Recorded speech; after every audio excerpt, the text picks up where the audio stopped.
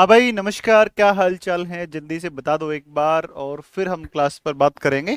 Last की जो class थी, उस लास्ट की क्लास में हमने क्या क्या पढ़ा था? तो आ जाओ जरा इस पर बात कर लेते हैं। पहले इस लास्ट की क्लास पर डिस्कस करते हुए फिर आगे बढ़ेंगे, ठीक है? तो भाई देखो, एक बार ध्यान दो। यहाँ पर हमने पढ़ा था कि साहब ये जो श्रेणी है इसका नाम काराकोरम है। काराकोरम के नीचे लद्दाख है, लद्दाख के नीचे जास्कर है, जास्कर के नीचे महान हिमालय है। और इस तरफ आप लद्दाख के बगल में यहाँ तिब्बत में देखोगे, तिब्बत में कौन पड़ता है? आपका कैलाश है। यहाँ पर हमने बात कर ली थी यहाँ तक की। इसके बाद में अगर बात करते हैं तो जब कैलाश इस काराकोरम श्रेणी में एक दर्रा पड़ता है, अघिल दर्रा। एक दर्रा पड़ता है, इसका नाम है काराकोरम दर्रा पड़ता है, अघिल दर्रा और काराकोरम। इसके बाद में आप देखोगे काराकोरम दुनिया का सबसे ऊंचा दर्रा है, उस पर हमने बातें करी। फिर इस लद्दाख श्रेणी में एक दर्रा खरदुंगला पड़ता है। एक दर्रा आपका उमलिंगला दर्रा पड़ता है, उमलिंगला उमलिंगला दर्रा पड़ता है। इसके बाद में चलते हो तो आपका यहाँ पर आएगा कौन सा, और यहाँ पर आएगा, इसका नाम है फोटूला दर्रा, फोटूला दर्रा। और बारह लाचा दर्रा, ये दोनों दर्रे आपके जास्कर श्रेणी में है। इसी जास्कर श्रेणी के अंदर आपको दिखाई देगा, और इसी जास्कर में आपको दिखेगा क्या? इसी में दिखेगा एक चोटी जिसका नाम है कौन सी? Kamet. Kamet is the highest peak of Zanskar range. और इस कामेट अभियान के दौरान, कामेट मिशन, फ्रैंक स्माइथ और दोस्तों के द्वारा जो कामेट अभियान किया गया, उस कामेट अभियान से वापस लौटते समय कामेट के ऊपर चढ़ रहे थे। भयुंदर घाटी के अंदर स्थित है आपकी फूलों घाटी। भयुंदर घाटी से होकर और कामेट चोटी के ऊपर फ्रैंक स्माइथ और इनके दोस्त चढ़े 1931 में। और जब ये वापस लौटे तो जब, अरे, दर्रे का मतलब पास जो होता है, पर्वतों के बीच के रास्ते जिनसे आवागमन किया जाता है, नदियां प्रवाहित होती हैं, उनको दर्रे कहते हैं। तो जब फ्रैंक स्माइथ और इनके दोस्त वापस 1931 में कामेट के ऊपर चढ़ के जब वापस लौट रहे थे, इनकी निगाह पड़ी एक क्षेत्र के ऊपर। और वो बड़ा सुंदर एक फूलों का क्षेत्र था, बड़े पुष्प वाले पादप लगे हुए थे, पौधे लगे हुए थे।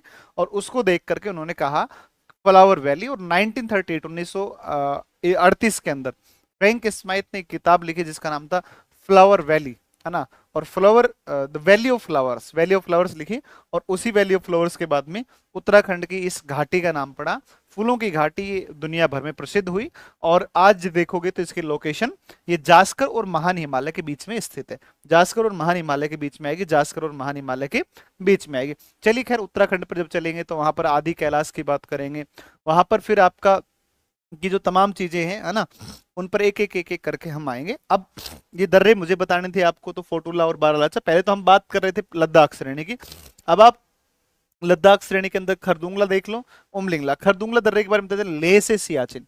तो लेह से जब सियाचिन जाएंगे आप, तो लेह को सियाचिन से जोड़ता है कौन सा दर्रा? खरदुंगला दर्रा। इसको हमने कल के क्लास में लिख लिया था, बहुत इंपॉर्टेंट है ये वाला। तो खरदुंगला दर्रे के बारे में हमने लिखा था, लद्दाख श्रेणी लिखी थी, और एक लिखा था हमने खरदुंगला दर्रा। यह दर्रा आपका लेह को सियाचिन से जोड़ता है, लद्दाख के अंदर स्थित है। इसके अलावा लेह के बारे में हमने पढ़ा था कि साहब जास्कर और लद्दाख श्रेणियों के बीच में सिंधु नदी प्रवाहित होती है।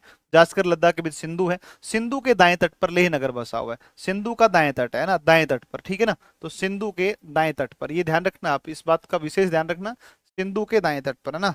अच्छा, ये नीचे लिखा हुआ है। तो लेह लद्दाख की राजधानी है, जो सिंधु नदी के दाएं तट पर लद्दाख श्रेणी की पदस्थली में स्थित है। तो ये भी मैंने आपको कल लिखवा दिया था। और लद्दाख श्रेणी के लिए हमने कुछ कुछ लिखा था।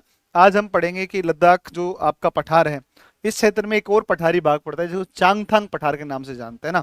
तो चांगथांग पठार कहते हैं। और इसके अलावा यहाँ पर हम देखेंगे लद्दाख एक शीत मरुस्थल है, कोल्ड डेजर्ट, है ना। लद्दाख एक शीत मरुस्थल है, लेकिन शीत मरुस्थल BSR, biosphere reserve, Himachal Pradesh में यूनेस्को की सूची के अंदर हाल ही में शामिल किया गया, जो भारत का 13वां है। बहुत इंपोर्टेंट रहेगा। लद्दाख शीत मरुस्थल है, कोल्ड डेजर्ट है। बट जो कोल्ड डेजर्ट बायोस्फीयर रिजर्व है, वो आपका कहाँ लोकेटेड है? तो वो कहाँ पर आएगा? हिमाचल प्रदेश आएगा। बहुत इंपॉर्टेंट, उस सेशन को हम अलग से कवर करेंगे, अभी नहीं, अलग से कवर करेंगे, ठीक है ना। तो अब खरदुंगला लिख लिया। खरदुंगला के बाद में हमें लिखना है कौन सा? ये लिखना है उमलिंगला दर्रा। तो आगे कंटिन्यू इसी में आप लिखें उमलिंगला दर्रा। आप लिखिए उमलिंगला दर्रा, है ना। इसको लिखो उमलिंगला, उमलिंगला, ठीक है ना। उमलिंगला, ये लिख दो, ला या दर्रा, है ना। तो ला का देखो, हिमालयी क्षेत्र में ला का अर्थ ही दर्रा होता है ना। हिमालयी क्षेत्र में ला, दर्रे को स्थानीय भाषा में ला कहा जाता है हिमालयी क्षेत्र में। तो हिमालयी क्षेत्र में दर्रे को स्थानीय भाषा में, दर्रे को स्थानीय भाषा में ला कहा जाता है, ठीक है ना। स्थानीय भाषा में ला कहा जाता है, ये ध्यान रखना भाई। ला भाषा में ला कहा जाता है, ठीक है ना। ला कहा जाता है, ला कहा जाता है, ये आपको ध्यान रखना है। ला कहा जाता है, ये ध्यान रखना है, ला कहा जाता है, राइट। ला कहा जाता है। तो हिमालय क्षेत्र में दर्रे को स्थानीय भाषा में क्या कहते हैं, ला कहते हैं, ला। ठीक है, तो उमलिंग ला जो है, ये उमलिंग ला पे अगर हम बात, देखो अगर हम खाली इतना लिख दें तो ये ज्यादा बेटर है ना। खैर हमने इसमें उमलिंग ला दर्रा लिख दिया। देखो उमलिंग ला विश्व, देखो इसमें आप सबसे पहले लिखो विश्व का सर्वोच्च, विश्व का सर्वोच्च मोटर वाहन योग दर्रा है ना। विश्व का सर्वोच्च मोटरेबल पास है, मोटर वाहन योग दर्रा है, मोटर वाहन योग्य दर्रा है, एक तो ये लिखना है ना। तो मोटर वाहन योग्य दर्रा है, ठीक है, मोटर वाहन योग्य दर्रा है, एक बात होगी। देखो ये जो है ये कितनी ऊंचाई पर है, तो 19,300 फीट के ऊपर ऊंचाई पर स्थित है। देखो मैं आपको एक डेटा दिखाता हूँ उमलिंगला के बारे में, ठीक है ना। उमलिंगला, ठीक है ना, उमलिंगला पास, ठीक है। उमलिंगला पास, देखो ये बीआरओ ने इसको प्रोजेक्ट हिमांग के अंतर्गत इससे सड़क का निर्माण किया, ठीक है ना।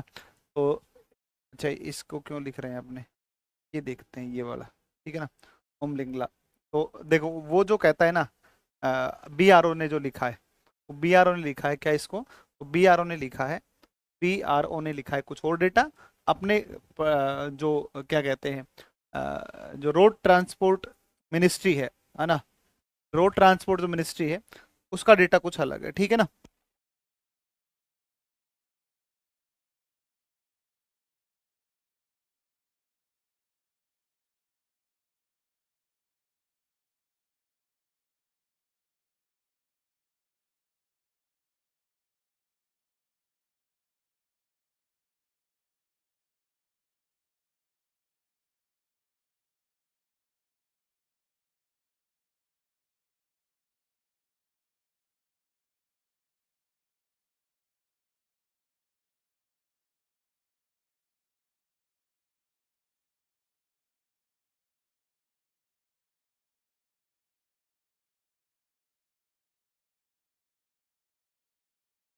देखो इसमें ध्यान दो एक बार, ये वाला आप एक बार थोड़ा फोकस करो एक बार।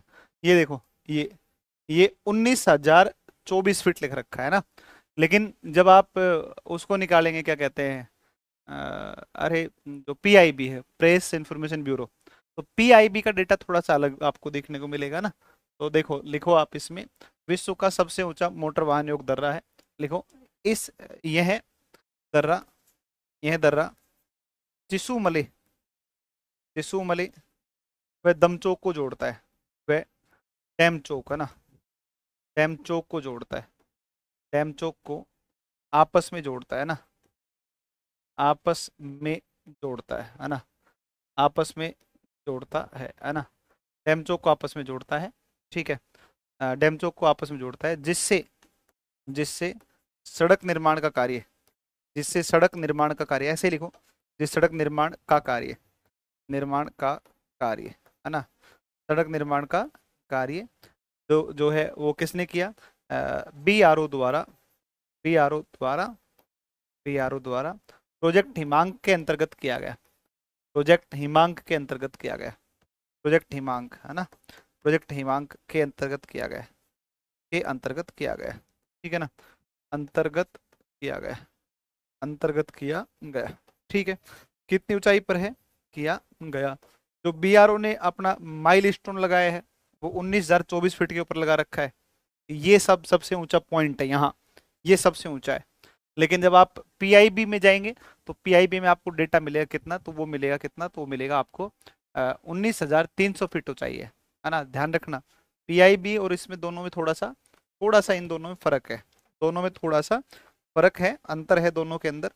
तो खैर अब है तो है ही, अपन क्या कर सकते हैं इसमें, है ना। तो अब दोनों ही सरकार ने लिखे हैं ना 19,300। देखो मेरे पास एक एक नोट्स हैं, और ये बहुत बहुत प्यारे नोट्स है ना, ये बहुत प्यारे नोट्स है ना। तो ये ध्यान रखना, बहुत अच्छे नोट्स मेरे पास में रखे हैं, है ना, बहुत अच्छे नोट्स मेरे पास में रखे हैं, ठीक है। तो आप इसमें जो है, आप इसमें जो है, आप इसमें आप लिखो इसमें, ठीक है ना,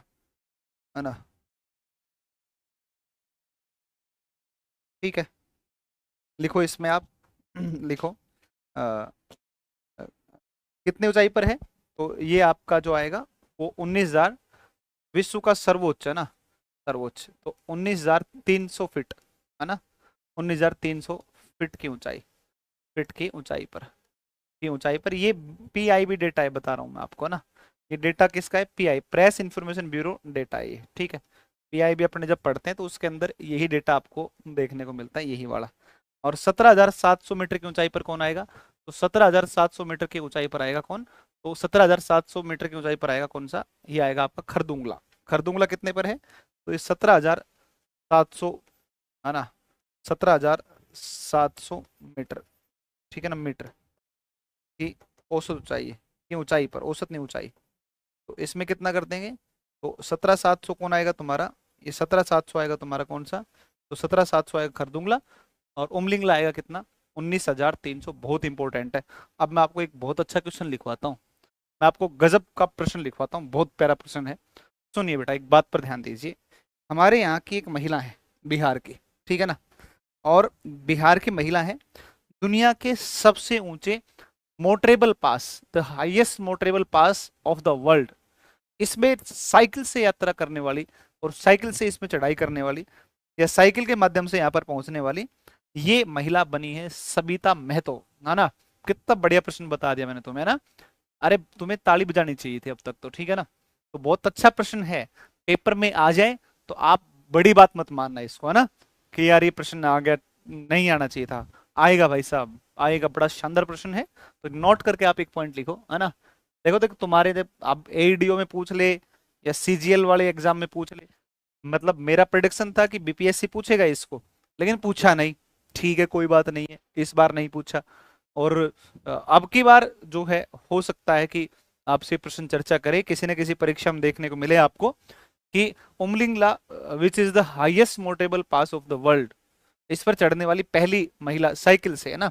तो साइकिल के माध्यम से चढ़ने वाली पहली महिला कौन बनी है, सबिता यादव है ना, सबिता महतो जिनका नाम है, ठीक है ना। हाँ, आप आगे खड़े हो जा रहे हैं, ले भाई मैं साइड में हो जाता हूँ। अरे बिस्तर ले आओ रे, सोऊंगा मैं, है ना, बच्चे क्लास चल रही है बस। ये ना मैडम बिस्तर लाओ जल्दी फटाफट, सोना है, बच्चे कह रहे हैं, आगे खड़ा हो रहा हूँ मैं, यहीं सो जाता हूँ मैं, यहीं पर बिस्तर लगा के, है ना, यहीं सो जाता हूँ, ठीक है ना। चलो, सविता दी मेरे गांव की है भाई, वाह, बहुत बढ़िया। अगर आपको मिले तो आप बोलना कि अमित श्री सर आपकी चर्चा कर रहे थे क्लास के अंदर और बहुत प्राउडफुली बता रहे थे ना आपके बारे में। चलिए बहुत बढ़िया, बहुत अच्छी बात है। उनको दिखा देना मेरे वीडियो, ठीक है, जा करके। तो वे प्राउड, है ना, हम आपके ऊपर बहुत गर्व महसूस करते हैं कि आप वहां पर साइकिल से गई, ठीक है। हाँ, चलो इसमें लिखो, इसमें लिखो आप, इसमें लिखो कि नोट करके लिखोगे आप। अरे सच में बिस्तर लिया यार, ये तो बावड़ी है क्या ये लेडीज भी यार। अरे नहीं लाना था यार बिस्तर, ये सच में बिस्तर ले आई, पागल लड़की है। अब सो क्लास में सोऊंगा है, गजब बेवकूफ है। नोट लिखो, नोट करके लिखो, नोट। गणित, गणित वाले बच्चे से पागल होते हैं, गणित ना, गणित की टीचर है ना ये, ऐसे पगली है। देखो इसमें लिखो, इसमें लिखो, अ, उमलिंगला दर्रे में, उमलिंगला, उमलिंगला दर्रे पर, या दर्रे में साइकिल से, साइकिल के माध्यम से, साइकिल के माध्यम से, साइकिल के माध्यम से, माध्यम से चढ़ने वाली, चढ़ने वाली विश्व की प्रथम महिला, विश्व की प्रथम महिला, विश्व की प्रथम महिला, महिला डैश कर दो, सविता महतो। सविता या सबिता, बैग को अपने बिहार है ना अपना, सविता महतो बिहार। ओ भाई तुम्हें पता नहीं है यार, मेरे बेटे पे ना तुम्हारे बिहार की ना, तुम्हारे नहीं अपने बिहार का पूरा असर है ना। मैं आपको उसकी बातें सुनवा के दिखा दूंगा। वो ना, वो लड़का रैक को डे बोलता है रैक को मच्छर नहीं बोलता, मच्छर बोलता है, वो डे बोलता है सच में। और मैं और मेरी वाइफ खूब हंसते हैं कि यार ये कहाँ से आ गया बिहारी, पता है वो पूरा बिहार का उसके ऊपर पूरा असर है। डे नहीं, रे नहीं बोलता है, वो डे बोलता है बिहार का पूरा पूरा ना, ठीक है ना। तो वो डे बोलता है, हम खूब राजी होते हैं उसको देख करके। और कुछ भी ऐसे शब्द बोलेगा ना जिसमें रे आना चाहिए पीछे, रे नहीं बोलता, डे बोलता है, ठीक है ना। तो लगता है कि हाँ भाई, हाँ हाँ, बिल्कुल बढ़िया लड़का है ना सही असर है इसके ऊपर बिहार का। चलो ये नोट करके लिख लो, ओमलिंगला पास। सर जी उस नोट्स को अपलोड करा दे, सब बीपीएससी पिट निकल जाएगा इससे। यार अजीब बच्चे हो तुम लोग यार। अब पिछले वाला बीपीएससी हुआ उसमें तो सारे क्वेश्चन आए थे, विथ करंट आए थे ज्योग्राफी के, है ना। अब तुम कह रहे हो निकल जाएगा क्या? चलो ठीक है, मैं क्या बताऊँ, अब कुछ कहने लायक थोड़ी बचा है, कोई शब्द ही नहीं है मेरे पास कहने के लिए, निकलेगा कि नहीं निकलेगा अब तुम देखो। हो तो जाते हैं बच्चे, तो ऐसा ही कहते हैं सारे क्वेश्चन हो जाते हैं। ये हो गया लद्दाख। अब लद्दाख के बारे में मैं आपको एक बात लिखवाता हूँ, लिखो। लद्दाख एक शीत मरुस्थल है। लद्दाख एक शीत मरुस्थल है। एक शीत मरुस्थल है। मरुस्थल है क्योंकि यहाँ, क्योंकि यहाँ, क्योंकि यहाँ, क्योंकि यहाँ क्या हुआ है? क्योंकि यहाँ पर किस प्रकार की जलवायु दशाएं पाई जाती हैं? क्योंकि यहाँ पर अर्ध शुष्क शुष्क दशाओं का, जलवायु दशाओं का विकास हुआ है, ठीक है ना। तो लिख दो आप इसमें, इसमें लिख दो, क्योंकि यहाँ शुष्क जलवायु दशाओं का विकास हुआ है। शुष्क, क्योंकि यहाँ शुष्क जलवायु दशाओं का विकास हुआ है। जलवायवीय, जलवायवीय दशाओं का विकास हुआ है। दशाओं का विकास हुआ है, का विकास हुआ है, जिसका कारण, विकास हुआ है, जिसका कारण हुआ है, जिसका कारण, जिसका कारण, जिसका कारण क्या है? जिसका कारण, जिसका कारण आएगा शीत मरुस्थल है। क्योंकि यहाँ शुष्क देशों का विकास, जिसका कारण इस प्रदेश का, इस प्रदेश का, इस प्रदेश का, इस प्रदेश का महान हिमालय की वृष्टि छाया क्षेत्र में, हिमालय के वृष्टि छाया क्षेत्र, हिमालय के वृष्टि छाया क्षेत्र में स्थित होना है। वृष्टि छाया क्षेत्र में, वृष्टि छाया क्षेत्र में स्थित होना है, में स्थित होना है, में स्थित होना है, ठीक है ना। में स्थित होना है, ठीक है। महान हिमालय के वृष्टि छाया क्षेत्र में स्थित होना है ना। तो Ladakh is a cold desert because dry climatic conditions are extended in this region. Which region is that? uh, Ladakh region is located in the rain shadow area of, rain shadow area of Great Himalaya. Rain shadow area of Great Himalaya. Rain shadow region of Himalaya. Rain shadow reason of Himalaya, है ना। तो ये कुल मिला के तुम्हारा है, ठीक है। अब ऐसा क्यों है, इसको खाली लिख देने से भला नहीं होगा, इसको थोड़ा समझते हैं, बट अच्छे से समझते हैं, और बढ़िया से इसको समझेंगे तो आपको कॉन्सेप्ट बढ़िया बन जाएगा, और आप एग्जाम में जो है रटना नहीं पड़ेगा आपको, ठीक है ना। रटना नहीं पड़ेगा, ठीक है ना। रटना नहीं पड़ेगा, ये देख लीजिएगा आप, है ना। ये देख लो एक बार आप, ये आप देख लो एक बार। मैं आपको एक कुछ बेसिक कॉन्सेप्ट बताता हूँ।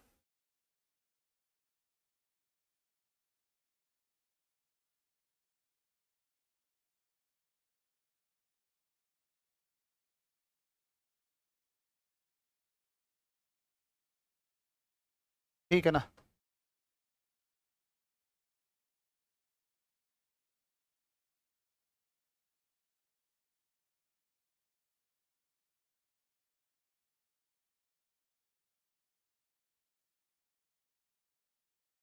ये आपकी विंड्स आई है ना, ये आपकी मॉनसून विंड्स आ रही है, ठीक है। मान लो ये मॉनसून विंड्स है, ये आपकी कौन सी है? मॉनसून विंड्स है ना। ह्यूमिड मॉनसून विंड्स है ना, ह्यूमिड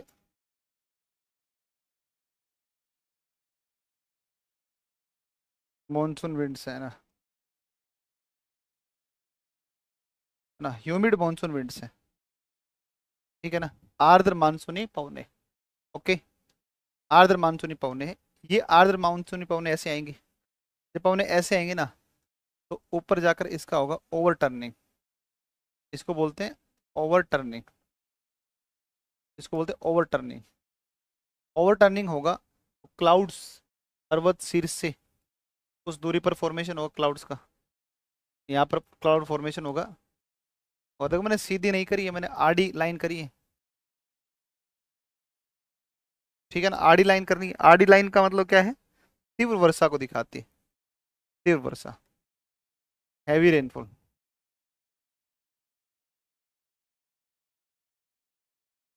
हैवी रेनफॉल है ना, भारी वर्षा,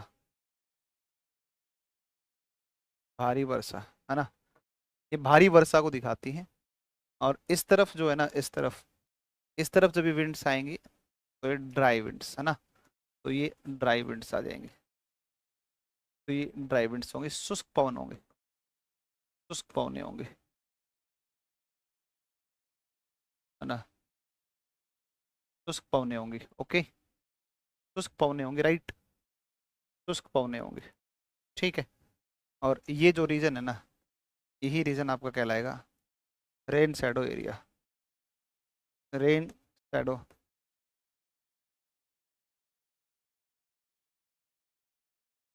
वृष्टि छाया क्षेत्र कहलाएगा।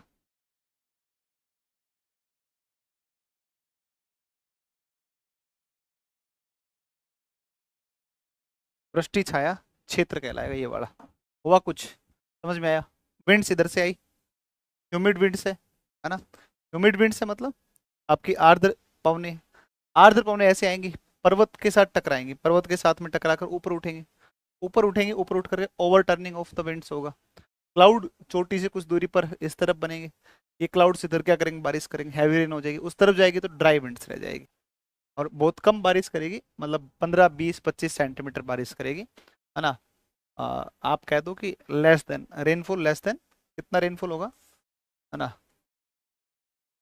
Rainfall less than 50 centimetre, 50 centimetre से कम होगा, या 500 mm कह दो आप इसको, 50 सेंटीमीटर से भी कम बारिश होगी, और ये आपका रीजन कहलाएगा रेन शैडो एरिया कहलाएगा। रेन शैडो रीजन है, यही है रेन शैडो रीजन। बताओ ये बेसिक कॉन्सेप्ट कुछ समझ में आया कि नहीं आया, बताओ, हुआ कि नहीं हुआ, बताओ भाई, यहाँ पर समझ में आया कि नहीं आया? तो आप एक काम करो, ये वाला डायग्राम बनाओ पहले, मैं यहीं पर आपके सामने में ही बैठा हूँ, यहीं पर बैठा हुआ हूँ, ये रहा यहीं पर, ठीक है ना, इसको बना लो आप एक बार, चलो समझ गए? हाँ समझ गए तो आप इसको लिखो। सर आप कितने अच्छे से बना लेते हैं, तब ना खान सर इतना सारा पैसा देते हैं, तब ना हम केजीएस में नहीं बना पाते तो क्यों होते हैं यहाँ पर, है बेटा? आपके साथ में, आपके सामने में जो फैकल्टी आते हैं वो सब सही फैकल्टी, तब ना कोई आ रहा है आपके सामने, है भाई? केजीएस में कोई आ रहा है आपको पढ़ा रहा है आकर के, तो ये बताओ कि ठीक होगा पढ़ाने में टीचर ना?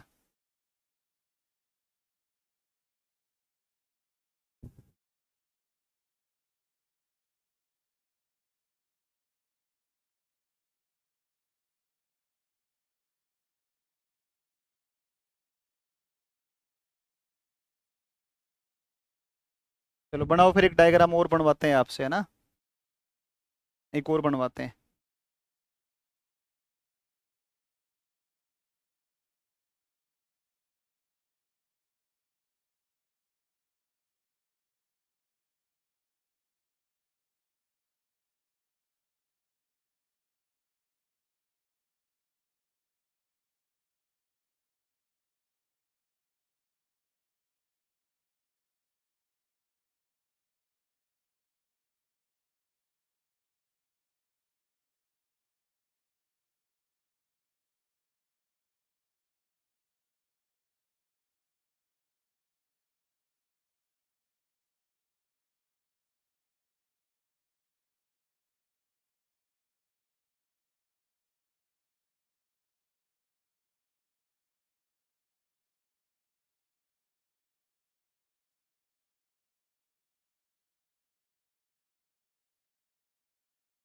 लिखा सबने?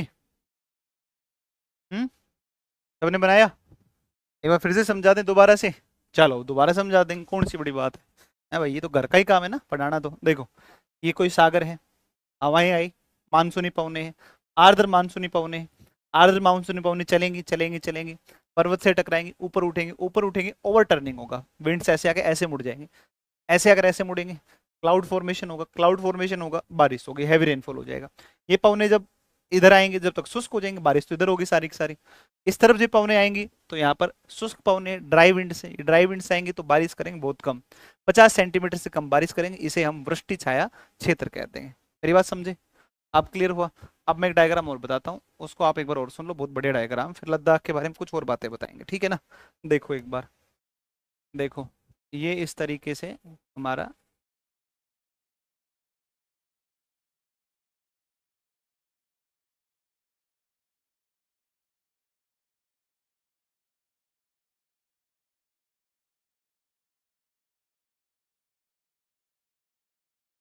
ग्रेट हिमालय।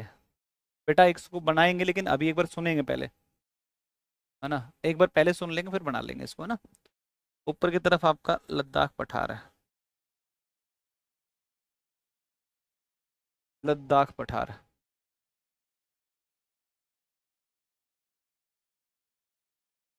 लद्दाख पठार है ये, ठीक है ना? लद्दाख पठार है, ठीक है, लद्दाख पठार है।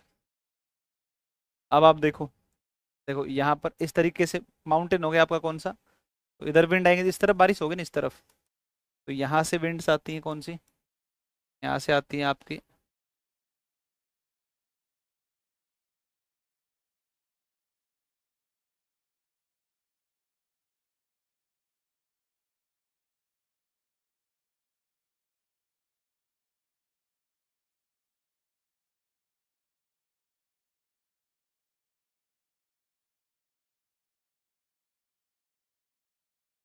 इस तरफ बारिश हो जाएगी, है ना?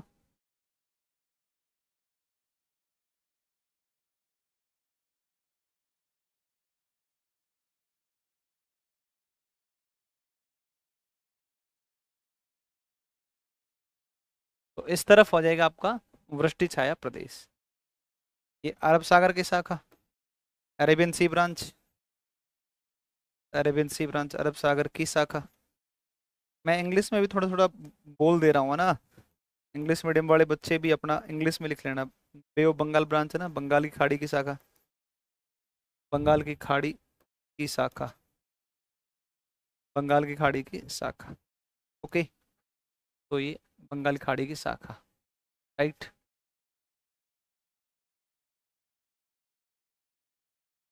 ठीक है, तो ये आ जाएगा आपका वृष्टि छाया प्रदेश, तो ये आपका आएगा वृष्टि छाया प्रदेश, वृष्टि छाया प्रदेश।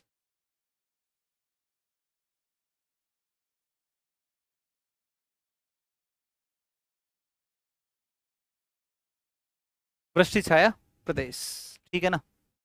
वृष्टि छाया प्रदेश आपका आ जाएगा। ओके, वृष्टि छाया प्रदेश आपका आ जाएगा। समझे बात को?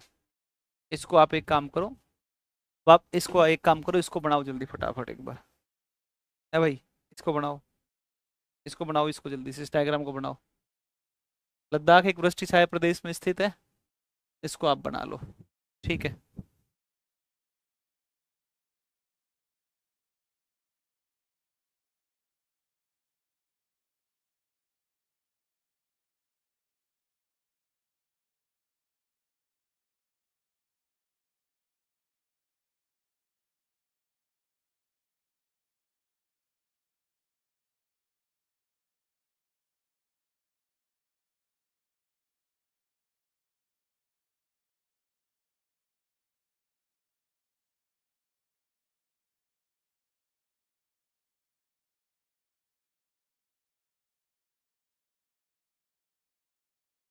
लिखा सबने? हो गया? हाँ, जल्दी से बनाओ, थोड़ा स्पीड के साथ में, जल्दी बनाओ।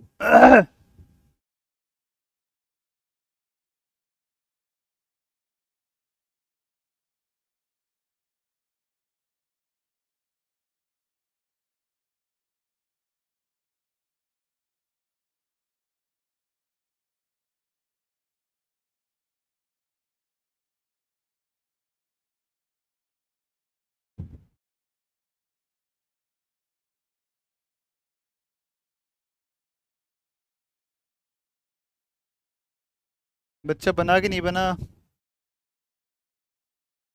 अरे मेरे भाई, सबका बना कि नहीं बना?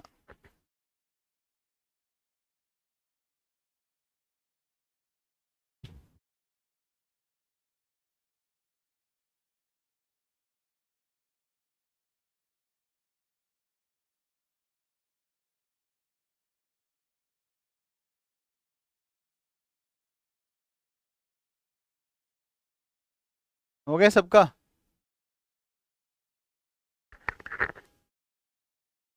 अच्छा भाई, क्या बताएं यार इस बारे में, तो आप प्रैक्टिस करिए तभी ना कुछ होगा। प्रैक्टिस कीजिए और कंटेंट को सिस्टमेटिक तरीके से पढ़िए, है ना। जैसे हम जिस तरीके से पढ़ा रहे हैं वो एक बहुत सिस्टमेटिक वे है ना।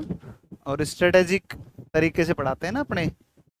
स्ट्रेटेजिक वे का मतलब हो गया क्या कि जो है स्ट्रेटेजिक वे का मतलब हो गया कि क्या पूछेगा, कहाँ फोकस ज्यादा करना है, वो एक तरीका होता है। ठीक है ना। अब बच्चे एक गलती क्या करते हैं ना, वर्ल्ड ज्योग्राफी को बहुत प्रेफरेंस दे देते हैं बिहार के कॉन्टेक्स्ट में ना। बिहार एग्जामिनेशंस को लेकर के वर्ल्ड का कुछ रोल है ही नहीं बहुत ज्यादा, है ना। तो अब वो गलतियां बच्चे करते हैं तो उनको थोड़ा देखना पड़ेगा, है ना। हाँ। चलो अब की बार देखो बीपीएससी में कितने कम क्वेश्चंस आए उस पोर्शन में से। तो मैं तो हमेशा इंडियन ज्योग्राफी ही पढ़ाता हूँ, दबा के पढ़ाता हूँ। भाई किसी वर्ष अगर ज्यादा आ गए तो हम कह थोड़ी सकते हैं, और फिर 30 घंटा 40 घंटा 40 घंटा टाइम देना होता है ना।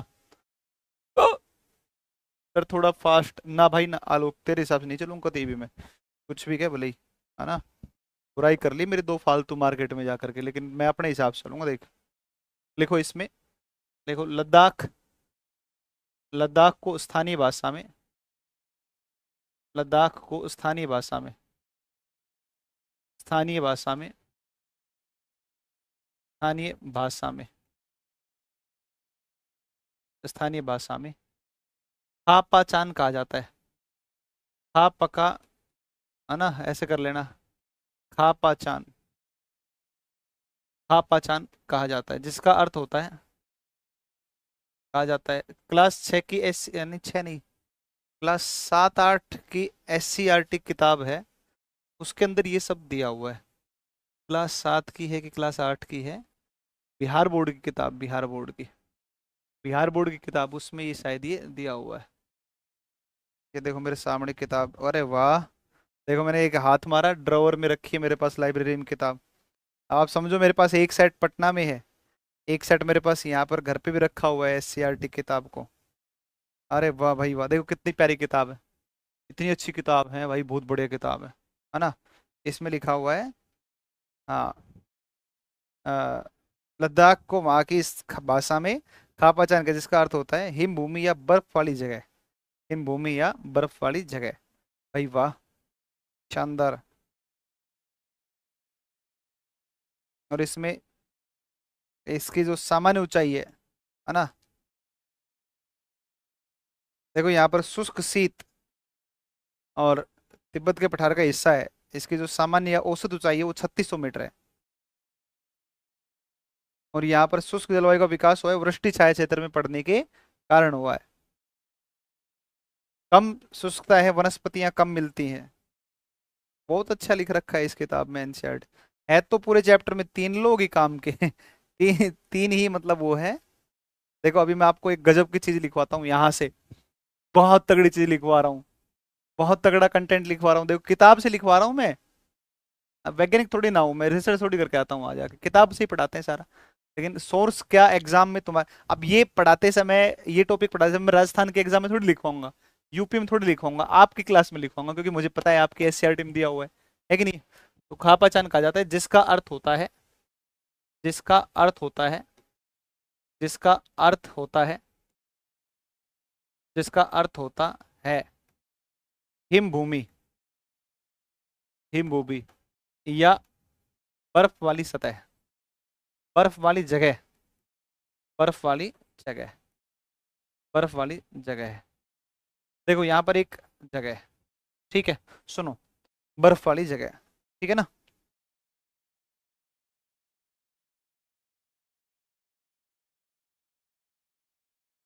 अब सुनो आप, एक बात को सुनो आप, ध्यान दो। इस किताब में जो लिखा हुआ है मैं पहले पढ़ देता हूँ, फिर मैं आपको बता दूंगा, लिखवा दूंगा फिर।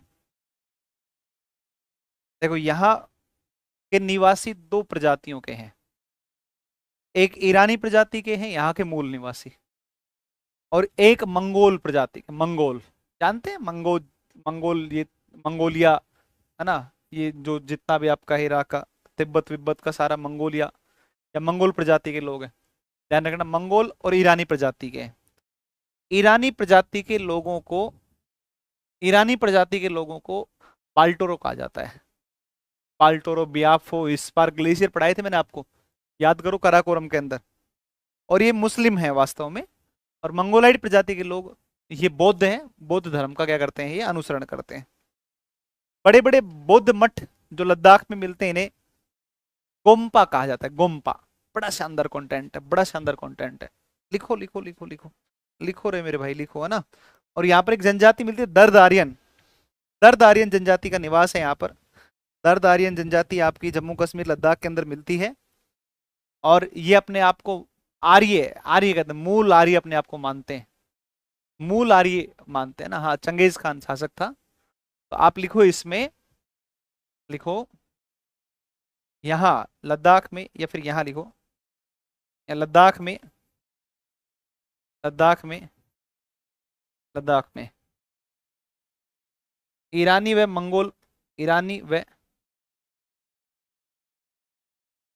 मंगोल प्रजाति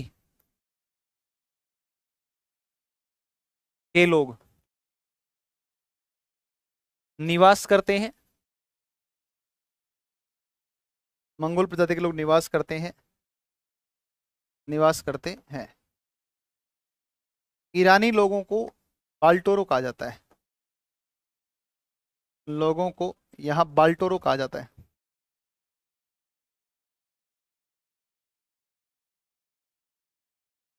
बाल्टोरो कहा जाता है। बाल्टोरो कहा जाता है। बाल्टोरो कहा जाता है। क्या कहते हैं, बाल्टोरो। यहाँ बड़े बड़े बौद्ध मठ पाए जाते हैं। बौद्ध मठ स्थित हैं, स्थित हैं। जैसे हेमिस एक बौद्ध मठ है। हेमिसाई राष्ट्रीय उद्यान भी है, ठीक है ना। मठ स्थित हैं जिन्हें गोम्पा कहा जाता है। गोम्पा कहा जाता है। गोम्पा कहा जाता है। गोम्पा कहा जाता है, गोम्पा। ओके, जिन्हें क्या कहते हैं, गोम्पा कहते हैं, ठीक है। ये आप लिख दो, गोम्पा कहते हैं। जैसे मठ, उदाहरण, किसके उदाहरण, मठों के। हेमिस लामायूरू, लामायूरू थिक से, थिक से, थिक से, थिक से, ये सब मठ हैं। एमिस है, लामायूरू है, पूछ लेगा प्रश्न। लामायूरू मठ, मठ स्थित है अरुणाचल, है ना। ये ऐसे चार ऑप्शन दे देगा, तो आप देख लेना फिर, है कि नहीं। एमिस आई राष्ट्रीय उद्यान भी पूछता है कई बार। बाल्टोरो समझ में आ गया क्या है बाल्टोरो। बाल्टोरो ग्लेशियर भी है ना। तो ये है लद्दाख क्षेत्र में। अच्छा, चांगथांग पठारी क्षेत्र भी है यहाँ पर, है ना। तो मैं आज क्लास को ओवर करूंगा यहीं पर, 10-15 मिनट पहले, ठीक है ना। आज की क्लास को हम, सॉरी फॉर दैट, आज की क्लास को हम यहीं पर समाप्त करेंगे। 10 मिनट पहले करेंगे आज की क्लास को समाप्त। वैसा कभी हुआ नहीं है तुम्हारी क्लास में आज तक, हमेशा टाइमली क्लास हुई है, जितनी बार भी हुई है ना। टाइमली क्लास हुई है हमेशा।